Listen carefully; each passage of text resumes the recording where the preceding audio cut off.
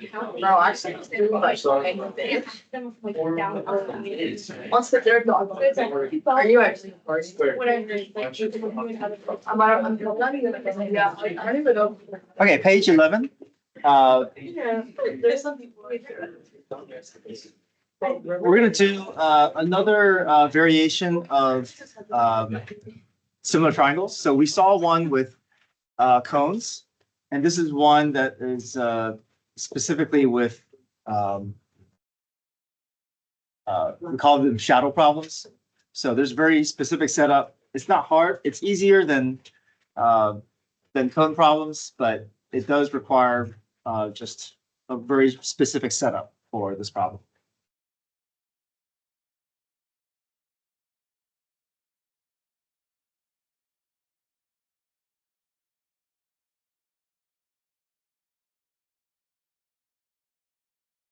Okay, so man who is 6 feet tall is walking away from the lamppost. So you have the person that's 6 feet tall.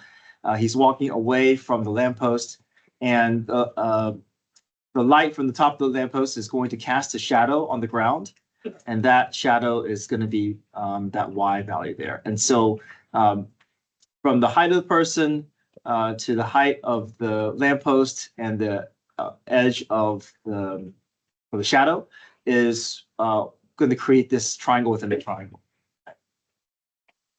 Okay, so the person casts a shadow on the ground in front of them. How fast is the shadow growing when the person is 30 feet from the lamppost? And how fast is the tip of the shadow moving when the person is 30 feet from the lamppost? So I like to set up this way where, well, you're always going to have constants for your height of these triangles. And then the X is distance from the person to the lamppost, and Y is a distance from the person to the edge of his shadow. Right. So we can create an equation that relates to proportions of X and Y. So we can say the height of the small triangle is to the height of the large triangle as the base of the small triangle. What's the base of the small triangle? Y. Is to the base of the large triangle. What's the base? Good, yeah, X plus 1. So whenever we set up this proportion, I'm always going to assign this as X and that as Y. I mean, you can do something else if you like, but if you assign it this way with the X being the distance from the person to the lamppost, and Y being the distance from the person to the edge of his shadow, then you want it to be Y over X plus Y. Okay, I think I've seen students do this where they want to say X over X plus Y. And I think maybe the reason is because it just feels like, okay, X is first, so it should be X over X plus Y, but that doesn't fit in the context of our triangle. So just make sure that you're careful. If you want to set it up this way as X and Y, it needs to be Y over X plus Y. Right? Small base to big base. Next up, go ahead and cross multiply.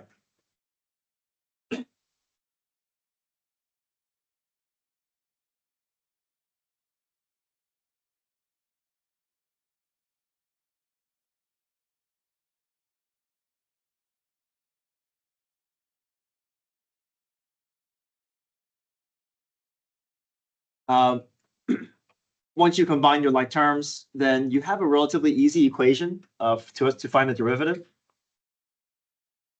So there's no having to make a whole bunch of substitutions like with the other cone problem. We can simply go directly into our derivative. Okay, remember every variable is getting impacted by time, so 6x becomes what? The x, yeah, the x dt, and then 14y becomes 14, yeah, dy over dt. So let me talk about what these rates mean, and this is very specific to this problem. Dx dt is the rate at which the person is either moving towards or away from the lamppost. So we just consider how fast the person is walking. That's the rate of the person's speed. Dy dt is the rate of change of the length of the shadow. So as a person is walking towards or in the way, that shadow is either going to be growing or is going to be decreasing. And then finally, if I add the two rays together, that's going to be the rate of change of the tip of the shadow.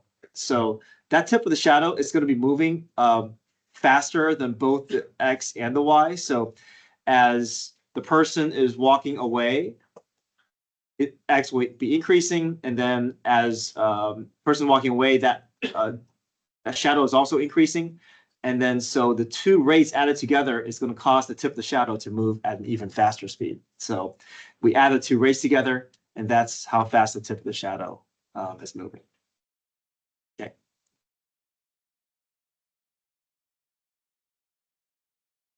Okay, so let's go ahead and assign these values here. Let's see if we can go back and read the problem here. So, so person is 6 feet tall, walking away from a lamppost at a rate of 5 feet per minute.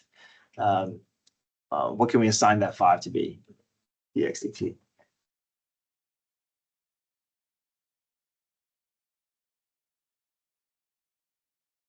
How fast is the shadow growing when the person is 30 feet from the lamppost? What are we looking for? dy. Yeah, dy dt. So for part A, we're just looking for dy dt. And then part B, how fast is the tip of the shadow?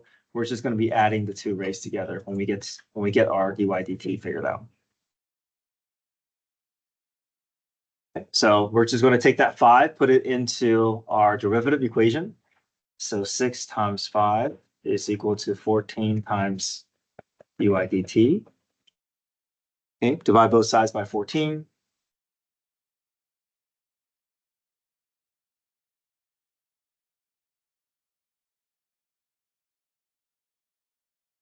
(30 over 14 reduces to be 15 over 7. So that's part A. Part A, our dy dt is just 15 over 7 feet per minute.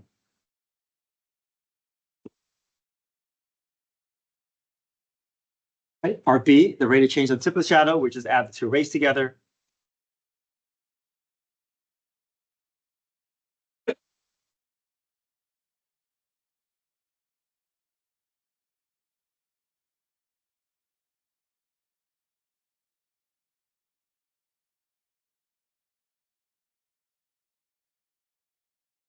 And then you can add these together using your calculator. You either leave it in fraction form or convert it to a decimal.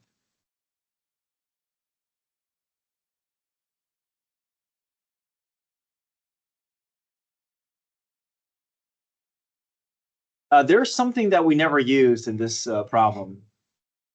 What do we not use? Yeah, that 30 feet. So the reason that we don't use it is because the derivative doesn't require it. So that means it doesn't matter how far he is away from the lamppost, that rate is going to be constant, whether he's 2 feet away or 30 feet away. These rates won't change. So that's why the derivative doesn't require the x or the y, because it just doesn't need that information to find the derivative. So there's a little bit of extraneous information with this problem. Okay, any questions? All right, you guys want to try one on your own? It's just going to feel the exact same process. You're going to draw your diagram the same way. So you're always going to be filling your heights with the height of the person and the height of the lamppost, and then you're just going to assign your segments, your base segments as x and y. Right, so virtually the same problem as above, just different numbers. All right, try that. Let me see if you have any. See how you guys do.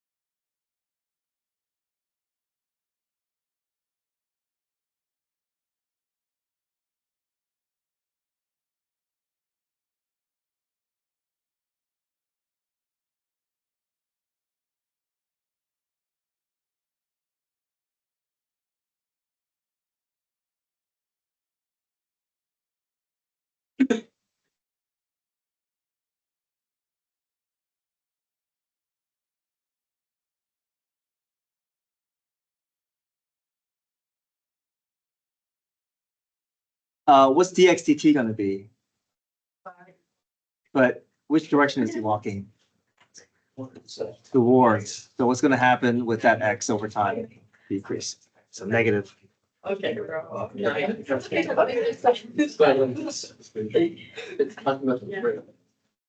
So it can be negative, right? That's. If there's another connection to each other's. This is just You get that 5 just from it being the coefficient of the MGT? Like, Because when you go to the. Oh, right, yeah. So the derivative of 5x is just 5. And then you attach dx. something when you get the negative 5, you just take it from that coefficient. The negative 5 came from the fact that the person is walking, Okay. the rate, and then he's walking towards, so x is decreasing over time. Oh,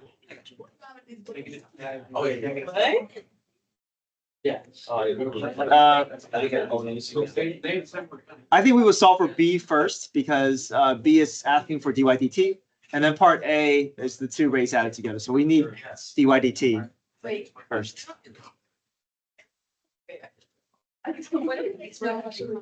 That's. Oh,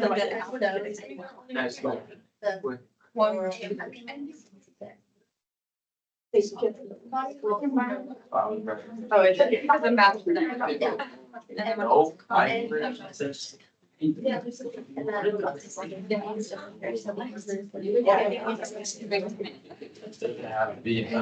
I see that some spaces are so like reversed, so long, it's not like they're getting to the point, like, he has so many. And it's like. Yeah, but it's not like, oh, they're getting, there's three, but it's not like it's in one staff, the rates go fun. Okay, any questions with number 2? Sure. Yeah, this, that's in the water. So when I'm increasing rate. Also. And then again, we don't use that 40 feet. That distance is not involved in our derivative, so we just ignore it.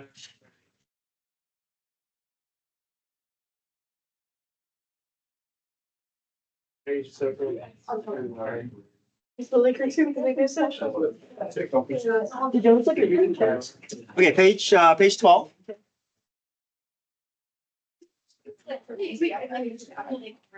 Reading charts are really good. What would you do that?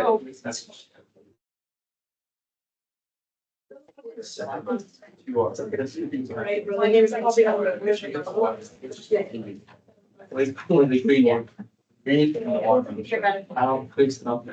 Okay, any questions? Did you have a question? No, they've been for asking this. Oh, okay. So that's increase. All right, let's do another cone problem. So this is page 12.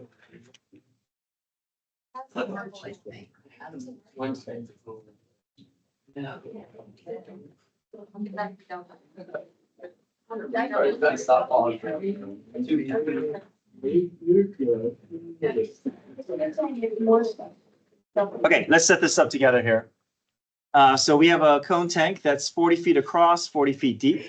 That's our diameter and our height. Water is leaking out of the tank at a rate of 80 cubic feet per minute. So this cubic feet per minute should give us a good hint as to what variable that's talking about. So 80 cubic feet per minute is referring to which variable? Yeah, dV over dt. What's our sign going to be? Negative because, yeah, leaking. So that volume is decreasing over time. So dV dt.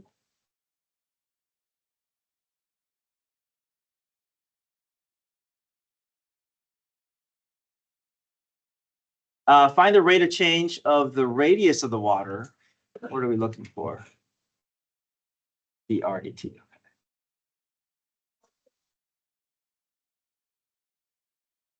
When the water is 8 feet deep.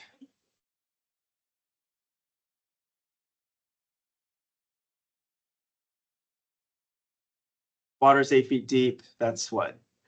H. So this is a moment in time. And we have to keep reminding ourselves that we're not going to use this until the end. So, so do not use until after derivative.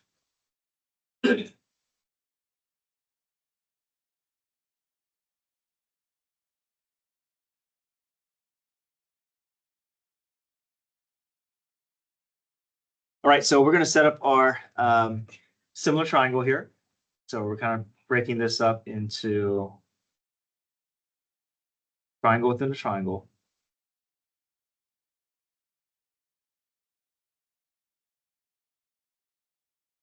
We know the radius and the height of the smaller cone, the cone formed by the water, is going to be always changing. So that's R and H. But then the dimensions of the tank, it's 40 feet across. So therefore, the radius, radius is 20. Right here.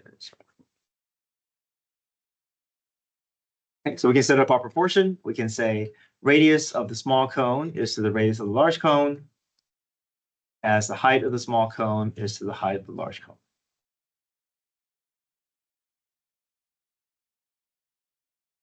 Okay, cross multiply.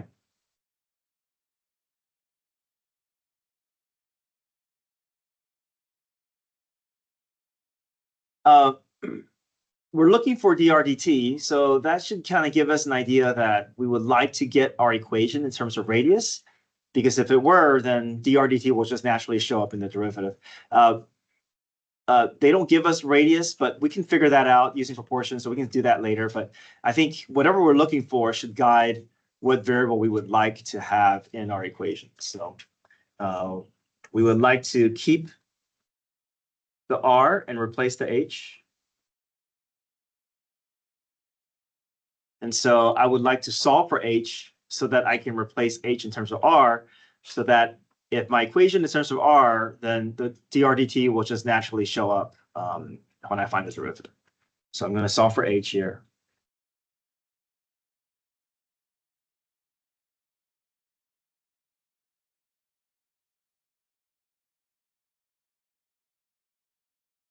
So 40 over 20 is just 2, so H is equal to 2R. So I'm going to take that H and 2R.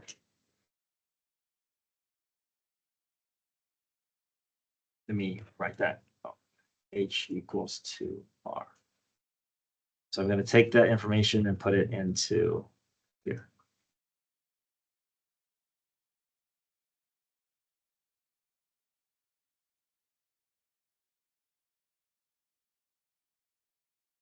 Okay, we shouldn't have to do anything more than power rule. So let's just do all the cleanup. If you want to find the derivative at this point, you have to go through the product rule and chain rules. But you know, when you can merge it all together into something that just power rule can handle, you want to spend the time to clean that up. So I'm going to multiply, put the coefficients together, put the variables together.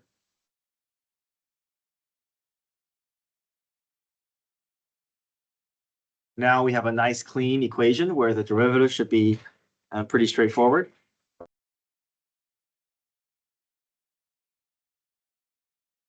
Okay, so let's go ahead and find the derivative. V becomes dV/dt.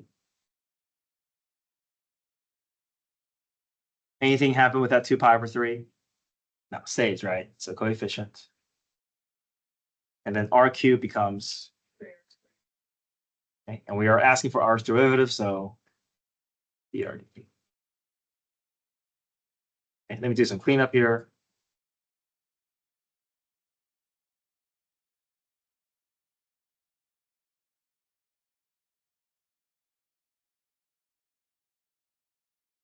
Now we have dV/dt that we can plug in, -80, that's great. We have dRdt that we're looking for, that's great. But we don't have the radius of the water level at this moment in time. We do have the height. Is there something that we can do to convert the height of the water level to the radius of the water level? Proportions, right? And also we have this equation, right? We have H equals 2R, so there's our conversion between H and R. So you know, when we get to this point and you realize that you have to do some conversion, you should have an equation that's ready for you to use that will help you convert from the variable you have into the variable that you want.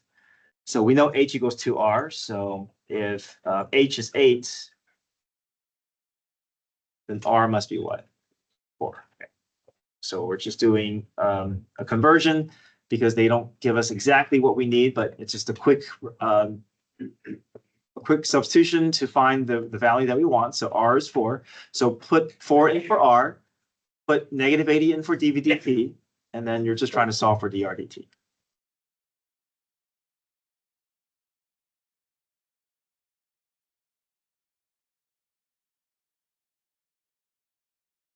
We do want to leave our answer in exact form, so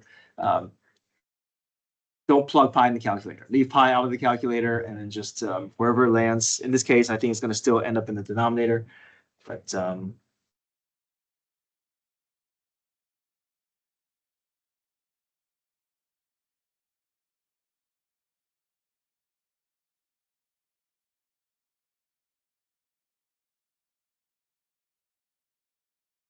going to reduce that.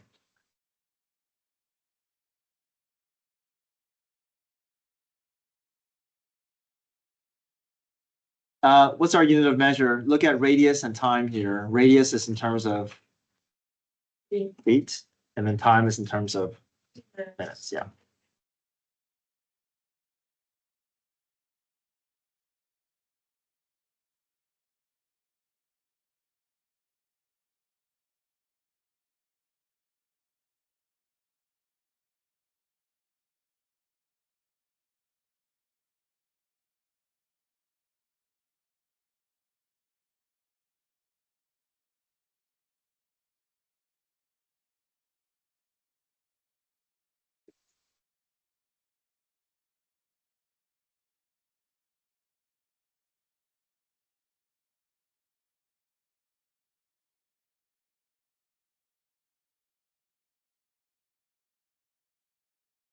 All right. There's another shape that I want to talk about here. This is dealing with cylinders. Cylinder has a similar formula to cones, but the, the the process will be a lot easier. So let's talk about what the distinction is between cones and cylinders. So our volume for cylinder is pi r squared h. Looks kind of similar to cones. Cones is 1/3 pi r squared h, but for cylinders, it's going to just be pi r squared h. Just for comparison purposes, I just want to draw a cone next to this and just talk about the radius and the height of the water level here. Okay. So imagine water is, let's see, this problem, water is coming down. Okay, so imagine water is coming down for cones as well as for cylinders. Let's talk about cones first. As water level is dropping, is the radius changing? Yes. Is the height changing? Yes. Okay. For cylinders, imagine this water level is dropping. Is the radius changing? No. But the height, yes. So the nice thing about cylinders is that your radius is a constant. Before, with cones, we had to keep track of R and H. We couldn't get rid of one variable quickly because they're continually changing over time.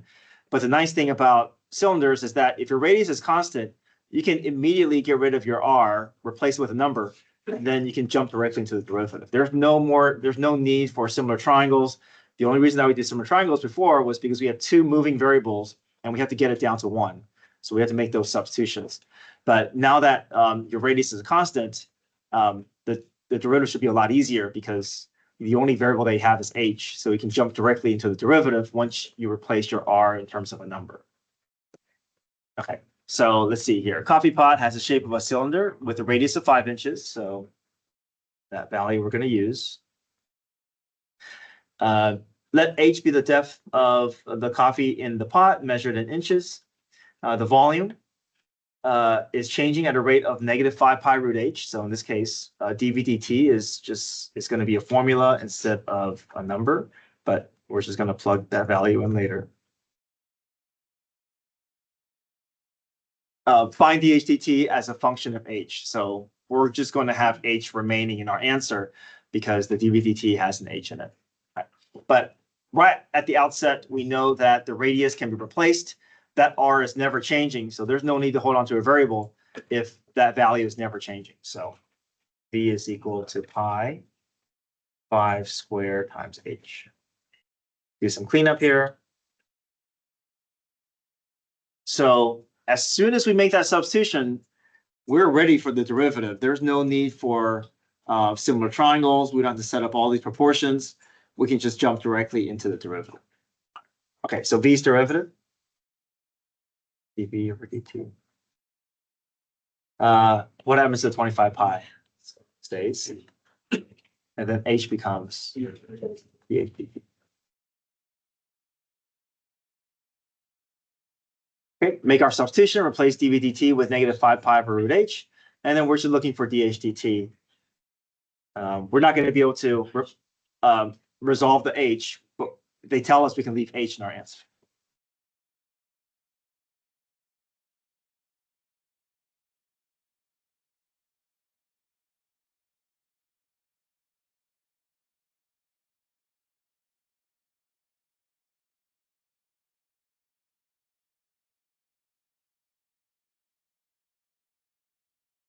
Okay, divide both sides by 25 pi.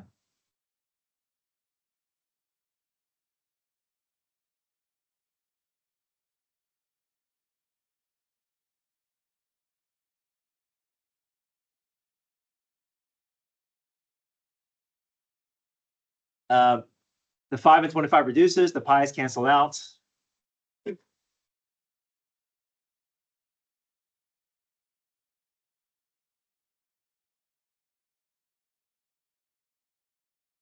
But we still want to identify the units here. Look at the variables involved. Height is in terms of inches, time is in terms of seconds. So just put those units over each other.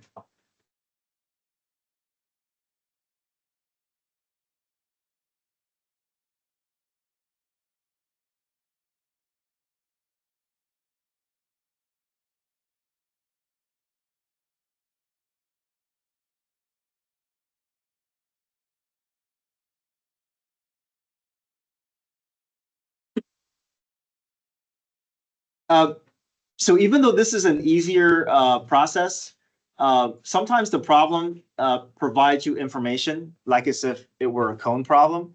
And so I think that's why a lot of students sometimes end up setting up proportions for cylinders because they have all this extraneous data and they feel like they have to use it. And so they start doing similar triangles for cylinders. So for instance, let's say this problem gave you that the height of the container was 20 feet. And it says that, what's the rate of change of the height at the moment when the height of water level is 3 feet. So just be careful that sometimes with cylinders, you're given all this extraneous information about the height of dimensions of the container and the height of the water level when you don't even need it. But because it's provided for you, sometimes you're just going to fall potentially you feel like you have to use it. So a lot of students end up doing similar triangles for cylinders because they have all this data, they feel like they have to use it. So just be aware that that could throw you off with cylinders.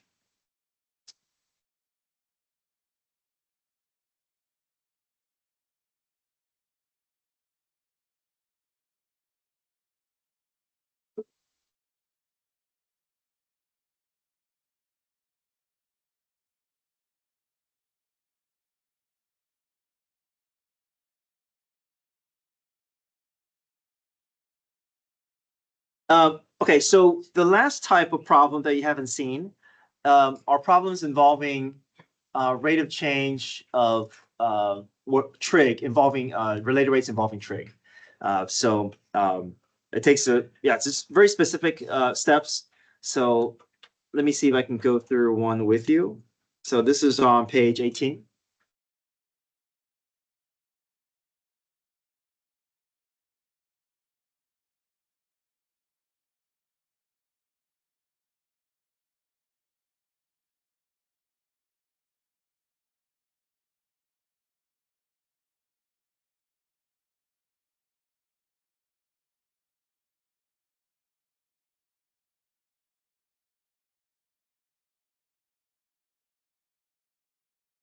Okay, so page 18. We're coming back to a ladder problem, but now we're involving theta. So we have a ladder that's 5 meters long, leaning against the wall. The lower end of the ladder slides away from the wall at a rate of 0.5 meters per second. At what rate is theta with respect to the ground changing when the lower end is 4 feet from the wall? Let me just draw this again in a two-dimensional way here.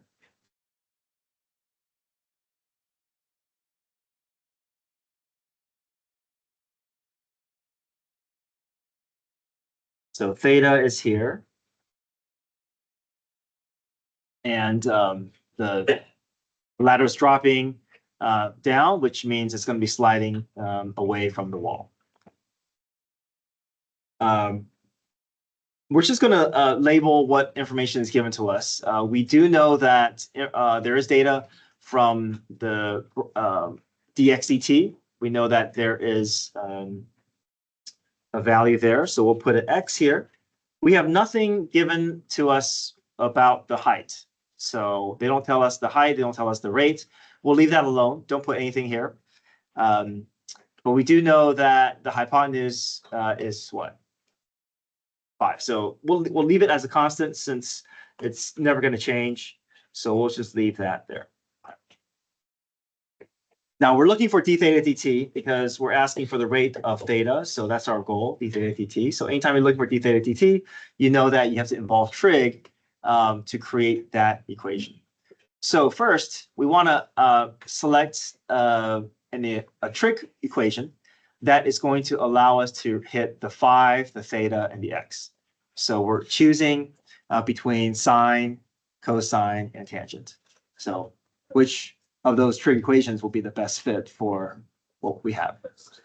Cosine. Okay, so we say cosine of theta is equal to adjacent over hypotenuse. So we say cosine of theta is equal to x over 5. So this is your starting equation. This is the equation that you're going to find the derivative for. And this is where all your time components will show up once you find the derivative. I'm going to do just a little bit of cleanup here. Just pull that 1/5 out so I don't have to stare at the number below my variable. So I'll say cosine of theta is equal to 1/5 x. Okay, so let's find the derivative. Everything in respect with respect to time. So cosine theta's derivative is what? Times d theta over dt.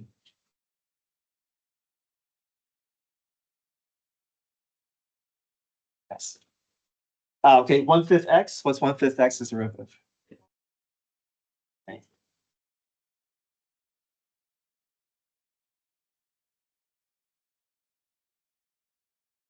Okay, let's see what information that we do have.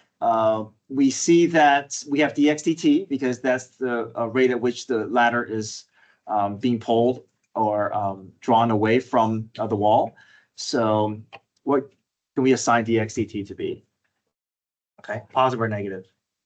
Positive. Because Increase. increasing. Yeah, increasing. Not because it's moving to the right, but because the fact that that length is increasing. So 0.5. Okay, so we know we're looking for d theta dt. So now the missing piece that we're looking for is not theta, it's sine of theta. So I want to make sure that we understand that we're not trying to replace theta. We're trying to replace the entire sine of theta. Some students end up looking for theta, and that's where they get stuck. Okay, and because we're replacing sine of theta, we're just looking for a ratio for this triangle at this moment in time. So we're gonna just step to the side here. We're gonna draw another triangle and just see if we can fill it with numeric values just for this moment in time, so we can find a ratio for sine of theta. Now we know the hypotenuse is 5. Okay. At this moment in time, do we have either lengths of our triangle? Yes. Okay. The lower end is 4. Lower end is 4, so we can fill this with 4. And now, now that we have two sides of a right triangle, we can use Pythagorean theorem to find that third missing side, a squared plus b squared equals c squared. You can also recognize this as a 3, 4, 5 right triangle. So put the 3 here. So now we should be able to find a replacement for sine theta, right? So based off of this triangle, sine of theta is equal to 3 over 5. Right, so that's the toughest part toughest part of this problem is recognizing the need to create a second triangle so that you can replace this ratio. But once you're here, then you should be able to find your missing variable. We have a clear path to finding our answer here. So we'll replace sine theta with 3/5. Careful, there's a negative still in front. Replace d theta, well, d theta dt is what we're looking for. And then replace dx dt with 0.5.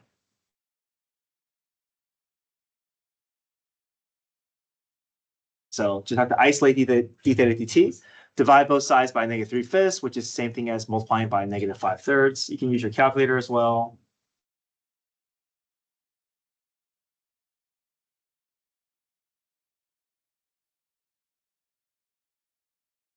And I get negative 1/6. The 5s cancel out. The 2 and 3 gives me 6. The negative stays. And theta is always going to be radians, okay, never degrees. So it's always radians per time unit. So radians per second.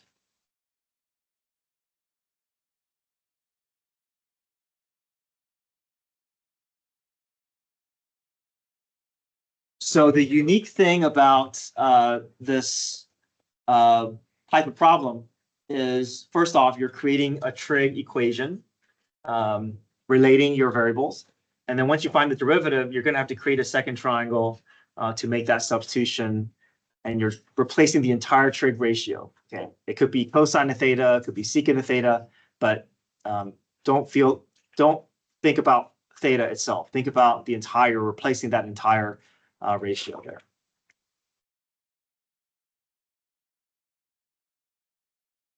Okay, I want us to try one more of these to see if these steps make sense. So on page 20.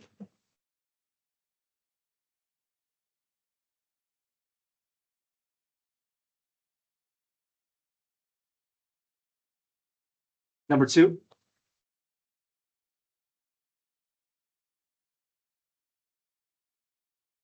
Okay, go ahead and try this one. Build your trig equation based off of whichever sides you have information about. And then once you build your trig equation, find the derivative. D theta dt will show up, dx dt will show up. And then you're going to have to draw a second triangle to find a replacement for your trig function.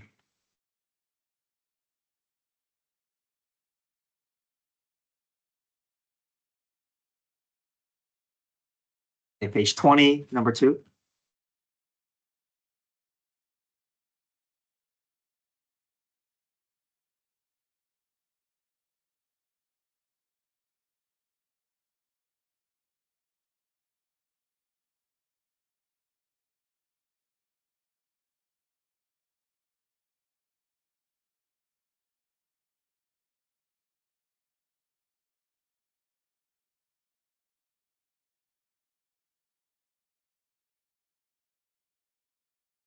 Right, just make sure we're on the same track here.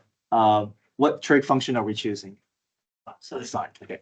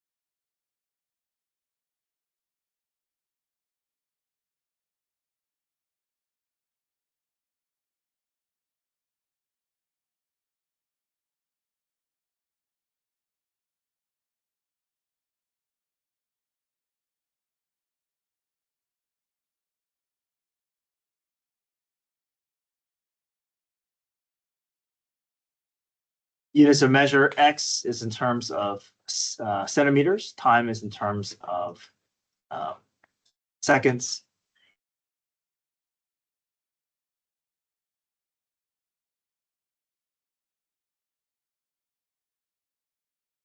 Any questions?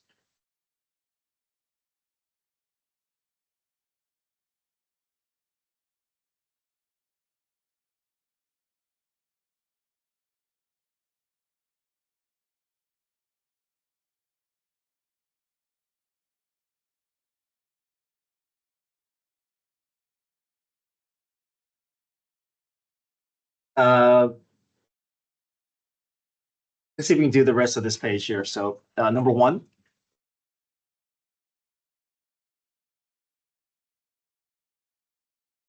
Spherical balloon, the formula will be provided for you here. So B is equal to 4/3 pi r cubed. I think that's the only one thing that you need. So go ahead and find the derivative. dv dt will show up, dr dt will show up, and then start plugging information in and solving for your missing variable.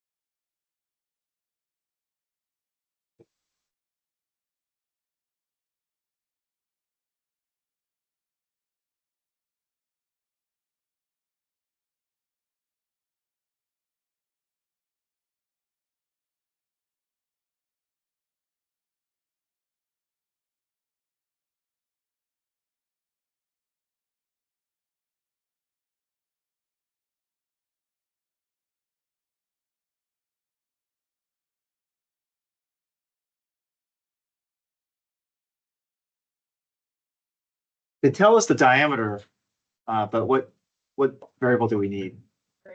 Okay, so r is 10.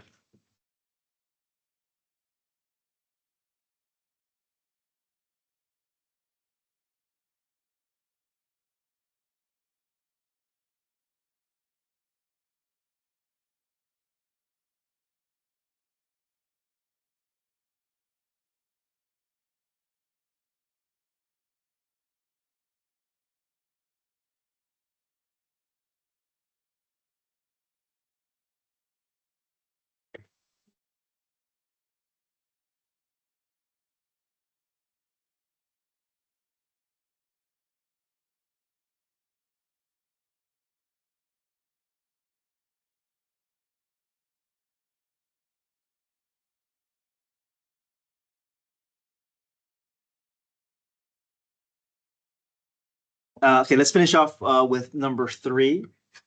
The only formula that we need is area of a circle. What's the area of a circle? Should be all you need to find your answer.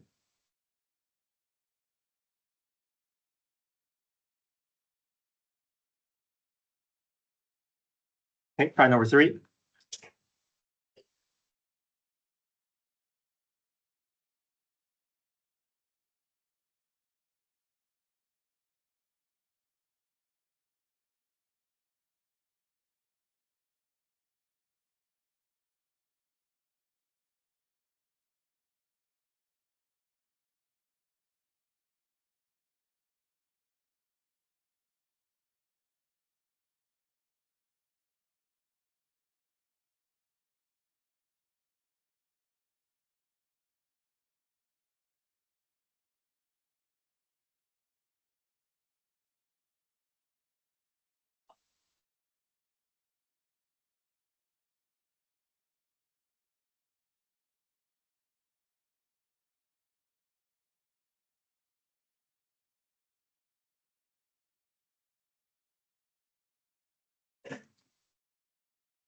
Did you have a good mathematics?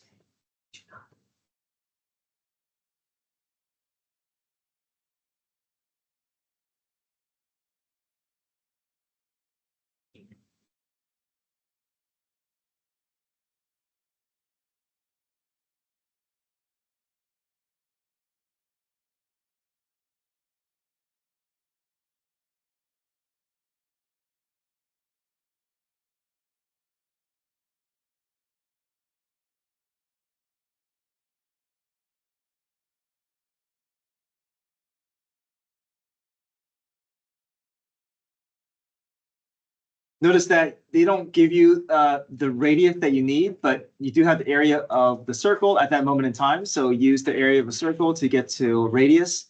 And once you have R, then you can plug in and find your dA/dt.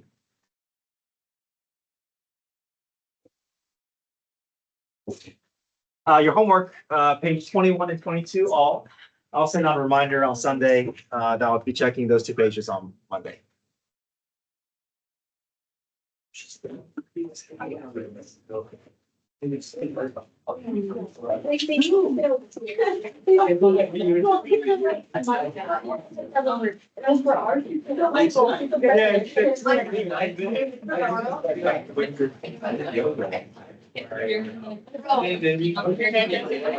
great. Technically, it's 11.5. I think that's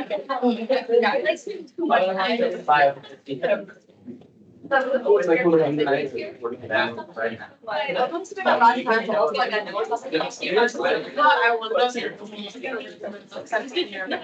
Tuesday.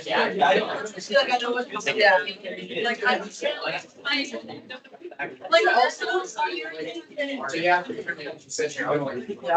we did it like Monday. If they Still have to.